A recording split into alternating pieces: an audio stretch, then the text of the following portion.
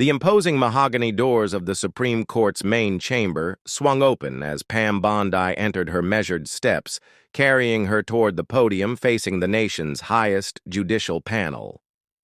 The former Florida Attorney General's Navy suit stood, in stark contrast to the somber black robes of the 9 justices seated before her. At the center sat Chief Justice John Roberts, his typically measured expression replaced by a look of unmistakable scrutiny. "Miss Bondi," Roberts began, his voice carrying clearly through the hushed chamber. "Before you present your argument, I must address what appears to be a significant procedural irregularity in your filing.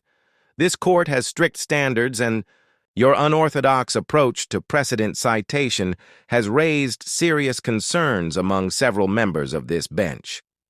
The gallery of legal observers and reporters shifted forward in their seats. Chief Justice Roberts rarely began oral arguments with such direct challenges to attorneys appearing before the court.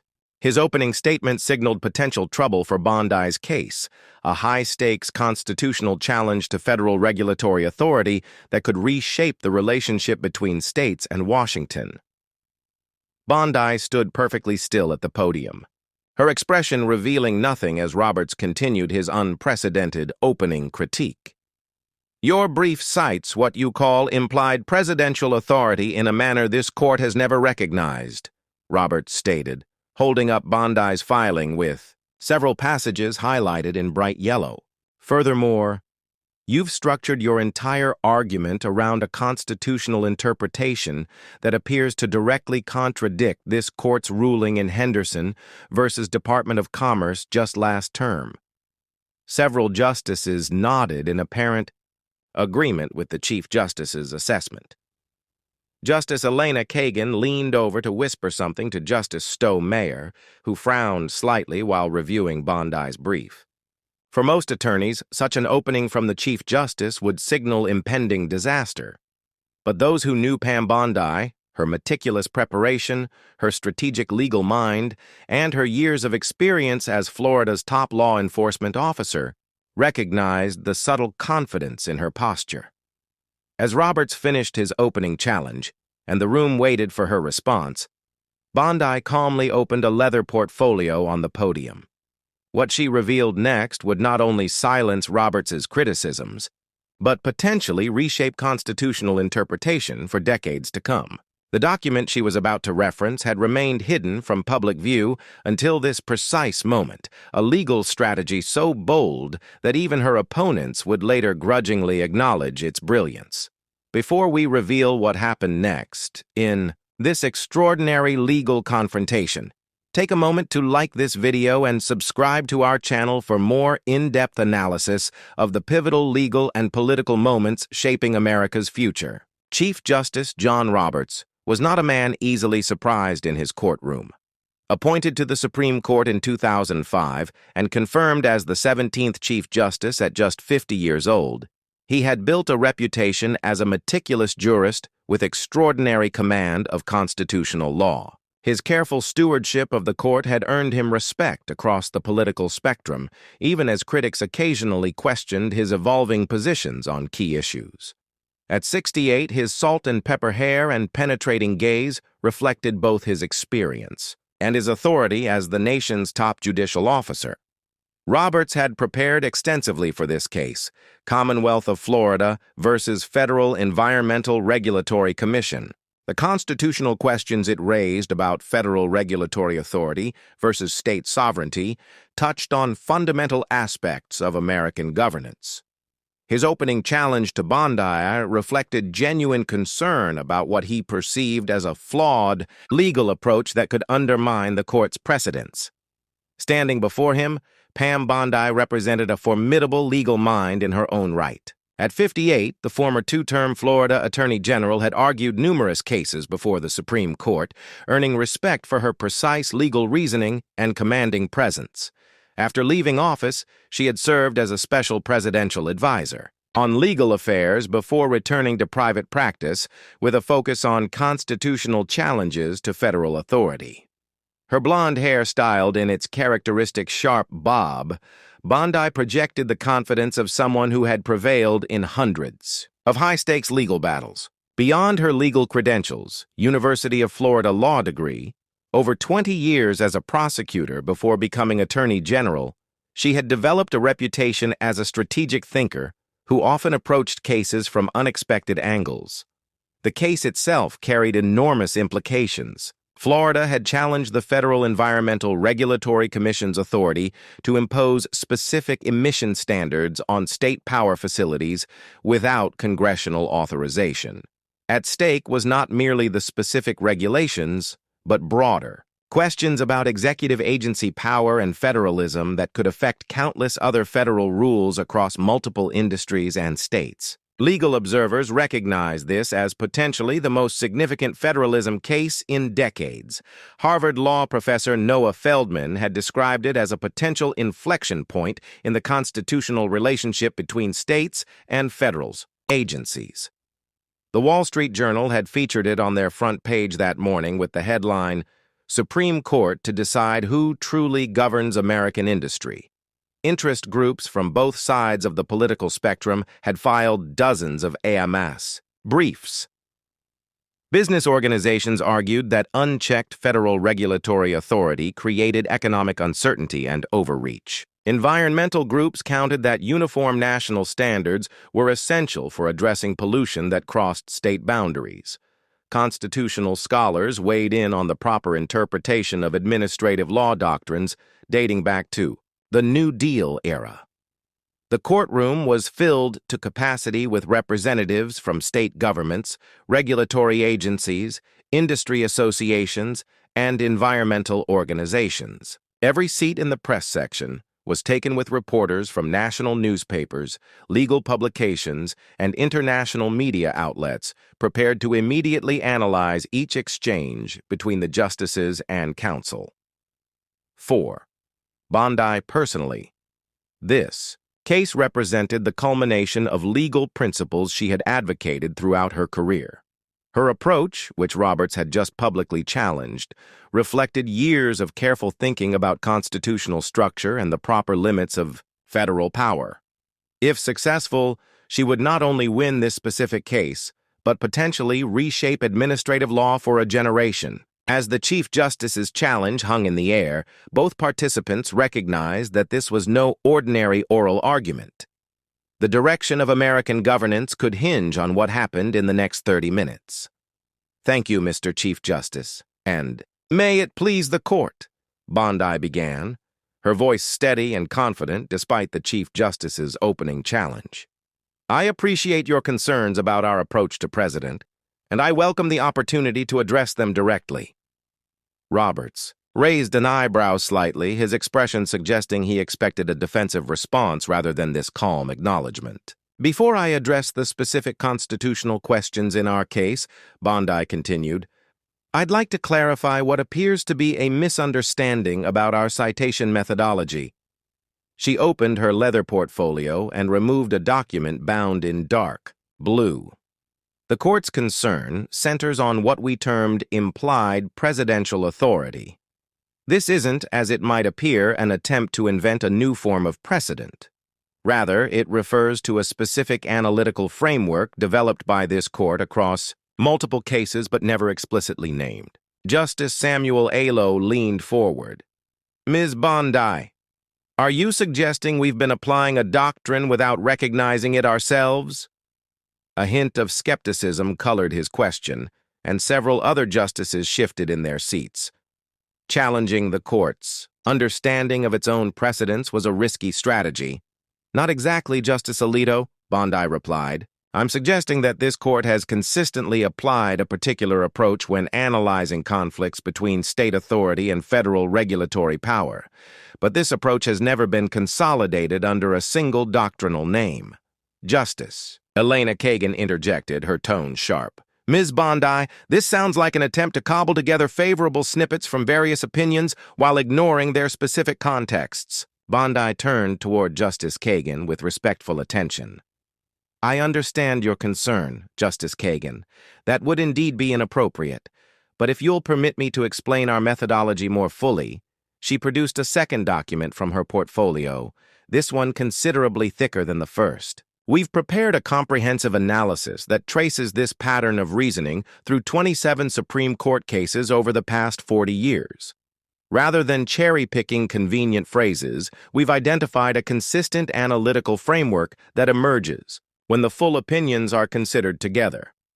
The justices exchanged glances as Bondi handed copies of the document to the court clerk for distribution. Roberts accepted his copy with a slight frown, immediately flipping to the executive summary. Furthermore, Bondi continued as the justices began scanning the document. Our apparent departure from Henderson versus Department of Commerce isn't a contradiction, but a distinction based on a critical factual difference that the court itself highlighted in footnote 23 of that opinion. Justice Stu shook her head slightly. Ms. Bondi, federal environmental regulations have been implemented this way since the 1970s. Are you asking us to overturn 50 years of settled practice? The tension in the courtroom heightened. Bondi was directly challenging not just a single precedent, but decades of federal regulatory approach. Reporters were frantically taking notes as the confrontation escalated. Justice Soto, longevity alone doesn't confer constitutional legitimacy, Bondi responded. This court has never hesitated to correct constitutional misinterpretations regardless of their duration. Pye versus Ferguson stood for 58 years before Brown versus Board of Education. The invocation of these landmark civil rights cases sent a ripple through the courtroom.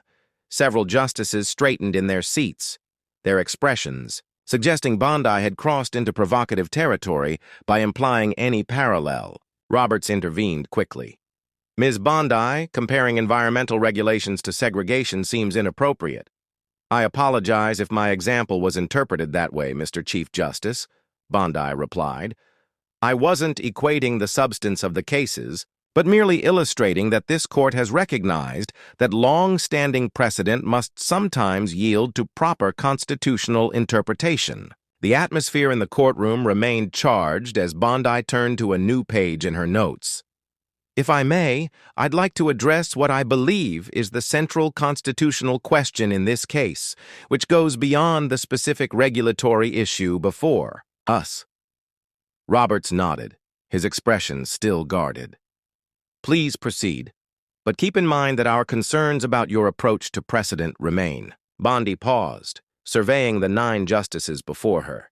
This was the critical juncture, the moment to unveil the legal strategy she had developed over months of preparation. She reached for a third document in her portfolio, this one bound in dark, red leather with gold embossing. Your Honors, in researching this case, we discovered something extraordinary that has direct bearing on both the specific question before the court and the broader constitutional principles at stake. The justices' attention focused entirely on Bondi as she carefully opened the red leather volume. Whatever she was about to present, it was clear from her deliberate manner that she believed it would fundamentally alter the court's perspective on the case. Mr. Chief Justice, members of the court, Bondi began, her voice taking on a new note of quiet authority. What I'm about to present was discovered during our preparation for this case, and to our knowledge has never been cited in any previous litigation on this subject. She opened the red leather volume to a marked page. This is the original journal of Senator Prescott Walsh, chairman of the Senate Committee on Interior and Environmental Affairs from 1969 to 1973, the period during which the Environmental Regulatory Authorization Act was drafted, debated, and passed. A murmur ran through the courtroom. Walsh had been the principal architect of the legislation that created the regulatory framework at issue, but his personal papers had been sealed in university archives until recently. These journals were made available to researchers just 6 months ago by Yale University's Legislative Archive. Bondi explained, they contain Walsh's contemporaneous notes from the committee's executive sessions, discussions that were not included in the official legislative record, but directly reveal the intended scope of regulatory authority. Justice Stephen Breyer leaned forward with evident interest. Bondi, legislative history can be instructive, but this court has been cautious about relying on materials outside the official record. I understand the court's caution, Justice Breyer, Bondi acknowledged. However, these aren't merely private reflections. They're the committee chairman's official working papers containing direct quotes from closed door negotiations over the final statutory language, including explicit discussions of the constitutional limits they intended to place on regulatory authority. She turned to a specific page marked with a thin red ribbon. On April 14, 1971, Senator Walsh wrote, "We reached agreement today on Section 5B. The language explicitly requires that state implementation plans remain primary. Federal standards serve as guidelines, but cannot be directly imposed without specific congressional authorization for each major regulatory category." The courtroom fell completely silent. If authentic, this contemporaneous record from the bill's author directly contradicted decades of regulatory practice. Bondi continued, turning to another marked page. 2 days later, Walsh records a conversation with Senator Harrison, the ranking minority member. Harrison expressed concern that future administrations might interpret Section 5B to allow direct federal imposition of standards. We agreed to add qualifying language in subsection D to make the limitation explicit. Chief Justice Roberts studied Bondi intently. Ms. Bondi, this is certainly interesting historical context, but how does it address our concern about your departure from Henderson? Bondi nodded, having anticipated this question. Mr. Chief Justice, Henderson relied heavily on the presumed intent of Congress to authorize broad regulatory authority. These primary source documents directly contradict that presumption for this specific statute. She turned to another marked section. Most significantly, on May 3, 1971, Walsh wrote, "The constitutional question was raised explicitly today. Our legislative counsel advised that requiring congressional approval for each major regulatory category ensures the arrangement passes constitutional muster by maintaining legislative accountability rather than delegating unchecked power to administrative agencies." Justice Elena Kagan, who had been examining her copy of Bondi's supplemental brief, looked up. "Miss Bondi, even accepting these documents as authentic, they represent only one senator's understanding." "That would be a valid concern, Justice Kagan," Bondi replied, "except for this." She turned to the final marked page and read June 22, 1971. "Final committee vote today. Before approval, I read the statement on constitutional limitations into the record and confirmed agreement from all members that federal implementation authority requires specific congressional action for each regulatory category. All members acknowledge this limitation as essential to the constitutional structure of the Act." She closed the journal carefully. This wasn't one senator's personal view. It was the explicit, unanimous understanding of the entire committee that drafted the legislation, an understanding that was subsequently lost as regulatory agencies gradually expanded their claimed authority beyond the constitutional limits established by Congress.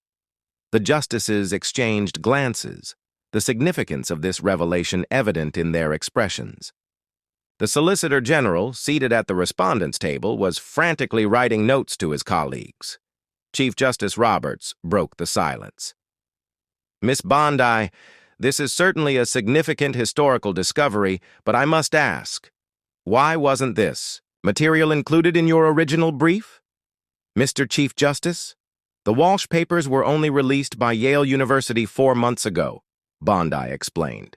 "We discovered their relevance during our preparation and immediately filed a supplemental authority letter with the court 2 weeks ago, noting our intent to introduce this material. The timing wasn't strategic, but determined by when the historical record became available." Roberts nodded slowly, recalling the notice that had indeed been filed. His initial confrontational tone had been replaced by thoughtful consideration. "In light of these primary source documents," Bondi continued, "our argument isn't a departure from precedent, but a return to the original constitutional understanding explicitly built into the statute itself. The federal agency's claimed authority To impose direct standards without specific congressional authorization doesn't just violate federalism principles, it contradicts the explicit constitutional limitations that Congress intentionally built into the law. Justice Clarence Thomas, who had been silent until now, spoke up. Miss Bondi, you're essentially arguing that agencies have been operating beyond their statutory authority for decades. Yes, Justice Thomas, Bondi confirmed. That's precisely our argument, not because of an abstract constitutional theory, but because the explicit limitations written into the statute were gradually ignored as agencies expanded their claimed authority. Expansions that this court ratified without access to the historical record we've now discovered. The Solicitor General stood. Mr. Chief Justice, the government would request an opportunity to examine these documents and respond to this new line of argument. Roberts nodded. That seems appropriate given the circumstances. He turned back to Bondi. Miss Bondi, I must acknowledge that this historical evidence presents a significant new dimension to your argument. While we'll need to verify these documents independently, they certainly provide context that wasn't available during our Henderson deliberations. Bondi nodded respectfully. Thank you, Mr. Chief Justice. We've provided complete copies to the EE Court Clerk, including authentication documentation from Yale University's archives. As Bondi returned to her seat, the courtroom remained silent. The atmosphere dramatically transformed from the confrontational tension of Roberts's opening challenge. What had begun as a seemingly routine rebuke of counsel's legal approach had evolved into a potentially landmark reconsideration of decades of administrative law. The Chief Justice, who had begun the session challenging Bondi's credibility, was now leaning over to whisper something to Justice Kavanaugh, his expression suggesting not dismissal but serious engagement with the evidence she had presented. The impact of Pam Bondi's Supreme Court presentation reverberated through legal and political circles with extraordinary speed. As the justices retired to their chambers to consider the newly presented Walsh papers, the court's press office announced an unusual step. The case would be held over for supplemental briefing, specifically addressing the historical evidence Bondi had introduced. Outside the Supreme Court building, reporters surrounded legal experts for immediate analysis. CNN's legal correspondent stood on the courthouse steps. What we witnessed today was extraordinary by any standard. Chief Justice Roberts began by essentially challenging Bondi's legal credibility, only to end the session visibly reconsidering the court's entire approach to a major area of constitutional law. By evening, law professors across the country were accessing digital copies of the Walsh papers that Yale University had made available online following the hearing. The authenticity of the documents was quickly confirmed, with the university's archival department issuing a statement verifying their provenance and explaining the recent declassification process that had made them publicly available. The Wall Street Journal published an evening analysis titled Bondi's Historical Bombshell: How Forgotten Documents Could Reshape Federal Regulatory Power. Bloomberg Law released a special report examining the potential implications across industries from healthcare to financial services to telecommunications, all of which operated under similar regulatory frameworks. Legal blogs erupted with commentary. SCOTUS's blog's analysis noted Bondi's approach represents masterful legal advocacy, responding to direct judicial criticism not with defensive arguments, but with primary historical evidence that recontextualizes the entire legal question regardless of how the court ultimately rules. This will be studied in law schools for years to come. Harvard law professor Noah Feldman wrote in his widely read column, "What makes Bondi's presentation so remarkable isn't just the historical discovery, though that alone is significant, but her strategic patience in waiting for precisely the right moment to introduce it. By allowing Roberts to challenge her approach directly, she created the perfect context for her evidence to have maximum impact." Former Solicitor General Paul Clement commented on Fox News, "I've argued over 100 cases before the Supreme Court, And I've never seen a more dramatic shift in the court's engagement during a single argument. The Chief Justice began by questioning counsel's basic approach and ended by ordering supplemental briefing on her newly presented evidence. That's as close to a complete reversal as you'll ever see in that courtroom. The political implications spread rapidly beyond legal circles. Congressional leaders announced plans for hearings on the scope of administrative authority. Senator Elizabeth Warren tweeted, "Whatever the court decides, Congress needs to clarify these regulatory authorities immediately. Vital protections shouldn't hinge on historical notes discovered decades later." The White House press secretary faced numerous questions about the administration's position during the daily briefing. The president believes strongly in appropriate environmental protections. If the court's interpretation changes based on this historical evidence, the administration will work with Congress to ensure necessary safeguards remain in place through properly authorized mechanisms. Industry associations that had long challenged regulatory overreach released statements supporting Bondi's arguments. The American Manufacturing Alliance announced, "Today's revelations confirm what we've argued for years, that federal agencies have expanded their authority far beyond what Congress actually authorized." Environmental organizations responded with concern, but nuanced positions. The National Environmental Defense Council stated, "These historical documents don't eliminate the need for effective environmental protections. They simply suggest those protections must be properly authorized by Congress rather than created through administrative interpretation." Legal scholars began analyzing other major regulatory frameworks for similar issues. Georgetown Law announced a special symposium titled "After Bondi, Reconsidering Administrative Authority Across the Regulatory State." Yale Law School established a new research initiative focused on examining legislative history for other potentially overlooked constitutional limitations. For Chief Justice Roberts, the case presented a unique challenge to his judicial philosophy. Known for his institutional concern for the court's legitimacy and preference for incremental rather than dramatic legal changes, he now faced evidence that suggested decades of administrative law practice had developed contrary to explicit congressional design. Sources close to the court reported that Roberts had convened an unusual Saturday conference with his fellow justices to discuss how to proceed. One anonymous source told the Washington Post, "The chief is taking this very seriously. The Walsh papers have significantly impacted his thinking about the case." For Bondi herself, the presentation represented a career-defining moment. Legal commentators compared her performance to legendary Supreme Court advocates like Thude, Marshall, and John W. Davis. Law firms across the country reached out with partnership offers, and several governors contacted her about potential attorney general appointments.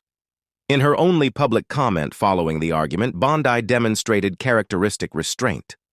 "My role was simply to present the relevant constitutional and historical context for the court's consideration.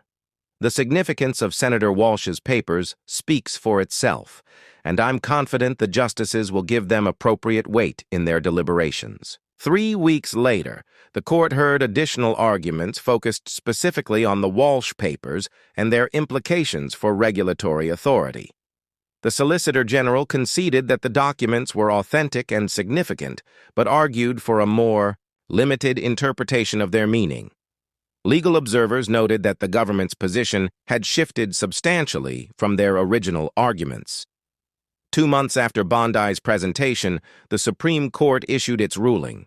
In a 7-2 decision authored by Chief Justice Roberts himself, the court held that the specific environmental regulations at issue exceeded statutory authority because they lacked the specific congressional approval that the statute's authors had explicitly required. Roberts' majority opinion acknowledged the historical evidence directly. The Walsh papers provide uniquely valuable insight into the constitutional limitations that Congress intentionally built into this regulatory framework. Limitations that have been obscured over time as administrative authority expanded beyond its original scope. Importantly, the court didn't invalidate all federal environmental regulations. but established a new analytical framework requiring agencies to demonstrate either explicit congressional authorization for specific regulatory categories or clear evidence that Congress had deliberately removed the limitations originally built into the statutory structure. Roberts concluded the opinion with a passage that legal scholars would quote for decades. Our constitutional system depends on faithful adherence to the boundaries between legislative and administrative authority. When clear evidence emerges that those boundaries have been breached even over extended periods, the court's duty is to restore the constitutional structure that Congress established, not to perpetuate departures from it simply because they have become familiar. Legal historians would later mark Bondi's Supreme Court confrontation with Chief Justice Roberts as a pivotal moment in administrative law, the day when a carefully prepared advocate transformed a judicial challenge into a historic opportunity, changing not just the outcome of a single case, but the constitutional understanding of regulatory authority throughout the American system. Thank you for watching our analysis of this landmark legal confrontation. If you found this breakdown valuable, please like and subscribe to our channel for more in-depth coverage of the constitutional issues shaping America's future. Comment below with your thoughts on the proper boundaries between congressional and administrative authority, and join us next week when we examine another critical Supreme Court case with far-reaching implications for American governance.